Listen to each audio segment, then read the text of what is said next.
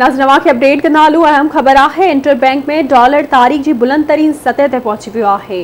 बिल्कुल नाज़रीन अवां खे ॿुधाईंदा हलूं त इंटरबैंक में डॉलर 90 पैसा महांगो थियण बाद 169 रुपयनि जो थी वियो आहे। 4 महीननि दौरान डॉलर 16 रुपया 67 पैसा महांगो थियो आहे।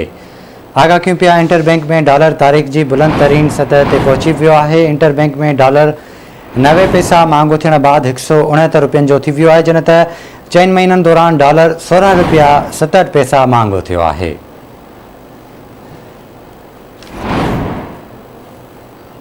अवां खे अपडेट कंदा हलूं। अहम ख़बर है इंटरबैंक में डॉलर 90 पैसा महांगो थियण बाद 169 रुपयनि जो थी वियो आहे। 4 महीननि दौरान डॉलर 16 रुपया 67 पैसा महांगो थियो आहे।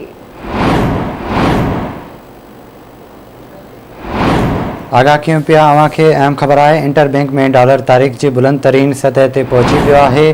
इंटरबैंक में डॉलर 90 पैसा महांगो थियण बाद 169 रुपयनि जो थी वियो आहे। अवां खे ॿुधाईंदा हलूं त 4 महीननि दौरान डॉलर 16 रुपया 67 पैसा महांगो थियो आहे।